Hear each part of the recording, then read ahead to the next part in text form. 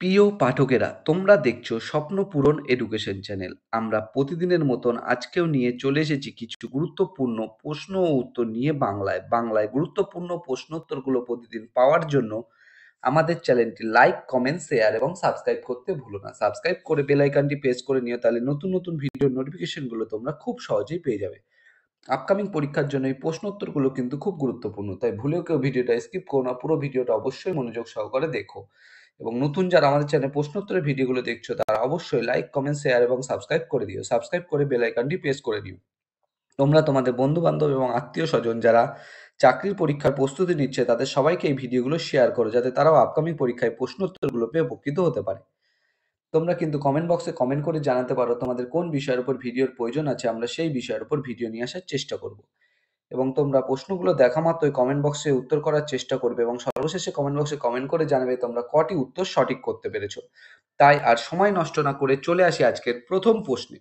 আজকের প্রথম প্রশ্ন, 1 নম্বর প্রশ্ন, সার্ক কত সালে গঠিত হয়? তোমাদের সামনে 4টে অপশন রয়েছে। 4টে অপশনের মধ্যে সঠিক উত্তরটি হয়ে যাবে অপশন বি, 1985 সালে। সার্ক 1985 সালে গঠিত হয়। এটা কিন্তু 1985 সালের 8ই ডিসেম্বর 8ই ডিসেম্বর কিন্তু গঠিত হয়েছিল। এর সদস্য ছিল কিন্তু যখন গঠিত হয় সদস্য সংখ্যা বা সদস্য দেশ ছিল কিন্তু 7টি। সেই 7টি দেশ ছিল ভারত, বাংলাদেশ, পাকিস্তান, নেপাল, ভুটান, শ্রীলঙ্কা এবং মালদ্বীপ। এর সদর দপ্তর কিন্তু নেপালের রাজধানী কাঠমান্ডুতে।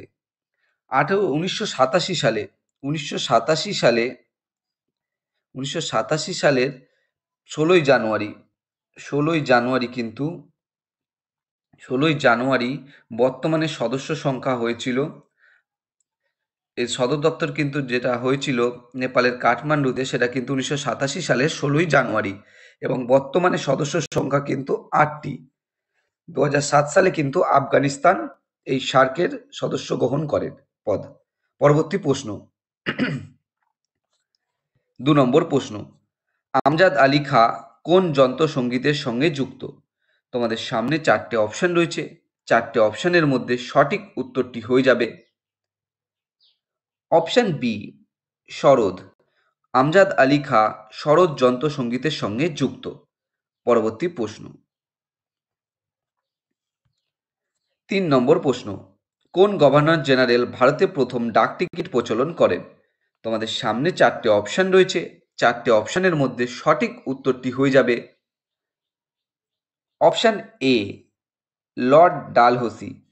লর্ড ডালহৌসি গভর্নর জেনারেল ভারতে প্রথম ডাক টিকিট প্রচলন করেন। এই ডাক টিকিট কিন্তু লর্ড ডালহৌসি প্রচলন করেছিলেন 1854 সালে। 1854 সালে কিন্তু এই ডাক টিকিট প্রচলন করেছিলেন লর্ড ডালহৌসি। পরবর্তী প্রশ্ন, 4 নম্বর প্রশ্ন, কে দিল্লিতে জামা মসজিদ তৈরি করেছিলেন? তোমাদের সামনে 4টে অপশন রয়েছে।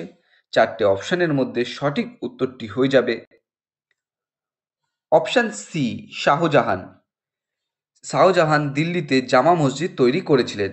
এই জামা মসজিদ কিন্তু তৈরি হয়েছিল 1644 থেকে 1656 সালে পর্যন্ত।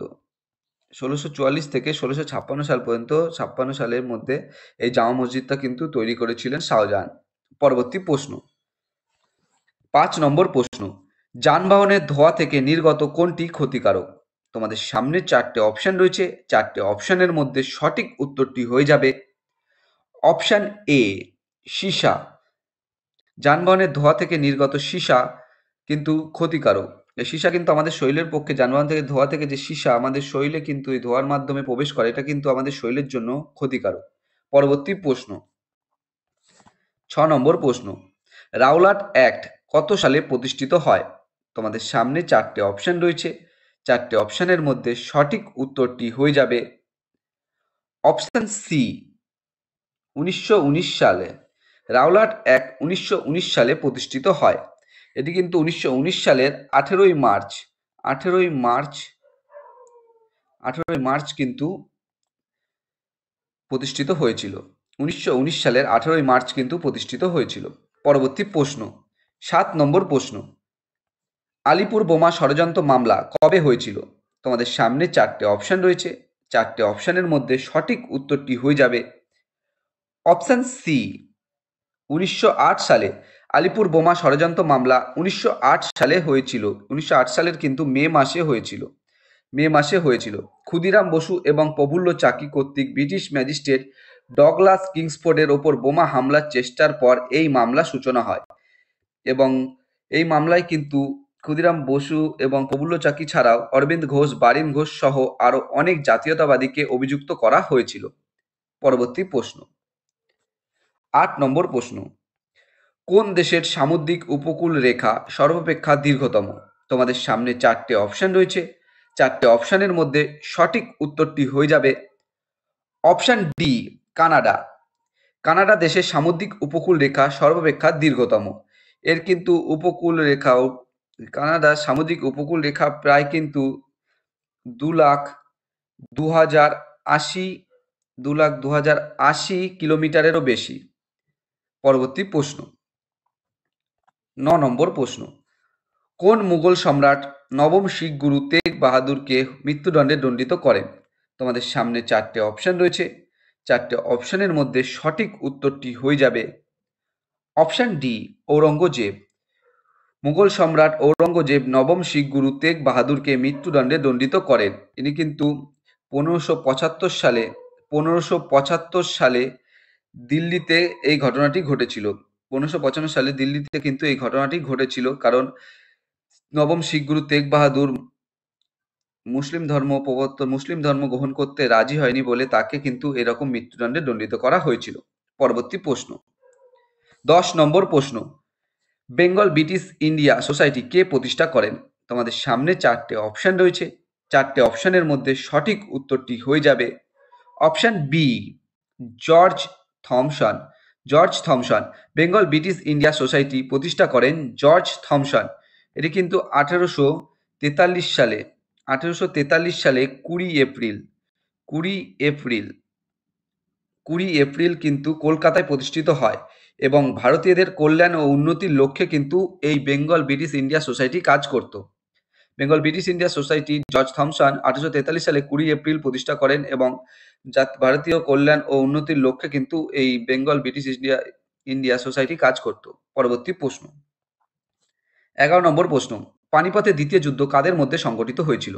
তোমাদের সামনে চারটে অপশান রয়েছে। চারটে অপশানের মধ্যে সঠিক উত্তরটি হয়ে যাবে অপশান এ, আকবর ও হিমু। পানিপথের দ্বিতীয় যুদ্ধ আকবর ও হিমুর মধ্যে হয়েছিল। এটি কিন্তু 1556 সালের 5ই নভেম্বর হয়েছিল। 1956 সালের 5ই নভেম্বর হয়েছিল। পরবর্তী প্রশ্ন, 12 নম্বর প্রশ্ন, আই হোল প্রশস্তি কে রচনা করেন? তোমাদের সামনে চারটে অপশান রয়েছে। চারটে অপশানের মধ্যে সঠিক উত্তরটি হয়ে যাবে অপশান সি, রবি কীর্তি।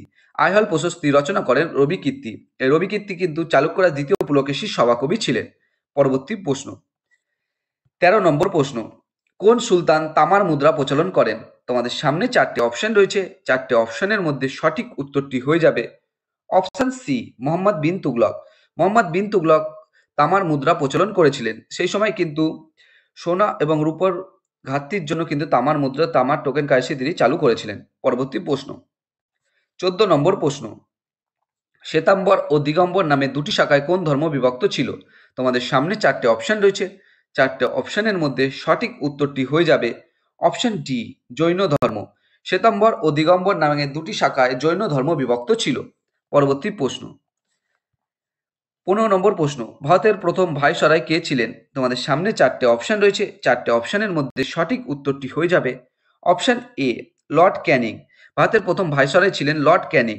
1858 সালে ভারত সরকার আইন পাশ হওয়ার পর তিনি গভর্নর জেনারেল থেকে ভাইসরয় পদে উন্নীত হন। পরবর্তী প্রশ্ন, 16 নম্বর প্রশ্ন, বিশ্ব জল দিবস কবে পালন করা হয়? তোমাদের সামনে চারটে অপশান রয়েছে। চারটে অপশানের মধ্যে সঠিক উত্তরটি হয়ে যাবে অপশান সি, 22শে মার্চ। বিশ্ব জল দিবস পালন করা হয় 22শে মার্চ। 1992 সাল থেকে জাতিসংঘ কর্তৃক প্রতিষ্ঠিত হয়েছিল এই বিশ্ব জল দিবসটি। পরবর্তী প্রশ্ন, 17 নম্বর প্রশ্ন, বাংলায় অনুশীলন সমিতি কে প্রতিষ্ঠা করেন? তোমাদের সামনে চারটে অপশান রয়েছে। চারটে অপশানের মধ্যে সঠিক উত্তরটি হয়ে যাবে অপশান ডি, এ ও সি উভয়। বাংলায় অনুশীলন সমিতি প্রতিষ্ঠা করেন সতীশচন্দ্র বসু ও প্রমোদনাথ মিত্র। এটি কিন্তু 1902 সালে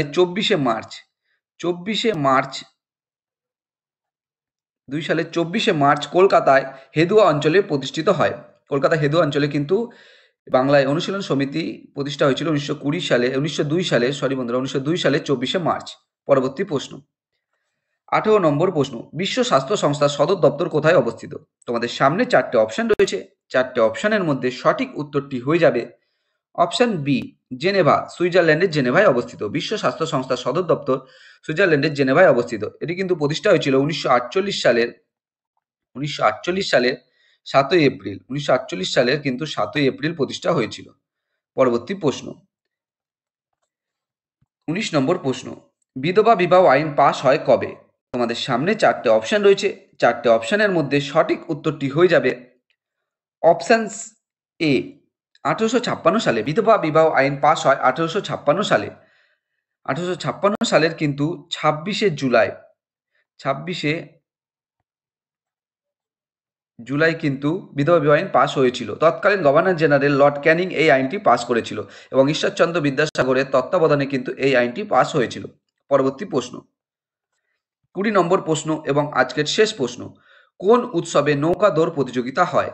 তোমাদের সামনে 4টে অপশন রয়েছে। 4টে অপশনের মধ্যে সঠিক উত্তরটি হয়ে যাবে অপশন ডি, ওনাম। ওনাম উৎসবে নৌকা দৌড় প্রতিযোগিতা হয়। এটি কিন্তু কেরালার উৎসব। এই ওনাম উৎসবটা কিন্তু কেরালায় পালন করা হয়। বন্ধুরা, তোমাদের জন্য আজকে 20টাই প্রশ্ন উত্তর ছিল। 20টা প্রশ্ন উত্তরের মধ্যে তোমরা কটি সঠিক উত্তর দিতে পেরেছো অবশ্যই কিন্তু কমেন্ট বক্সে কমেন্ট করে জানিও। এবং প্রশ্ন উত্তরগুলো পেয়ে যদি তোমরা উপকৃত হয়ে থাকো অবশ্যই আমাদের চ্যানেলটি লাইক, কমেন্ট, শেয়ার এবং সাবস্ক্রাইব করে দিও। সাবস্ক্রাইব করে বেল আইকনটি প্রেস করে নিও, তাহলে নতুন নতুন ভিডিও নোটিফিকেশনগুলো তোমরা খুব সহজেই পেয়ে যাবে।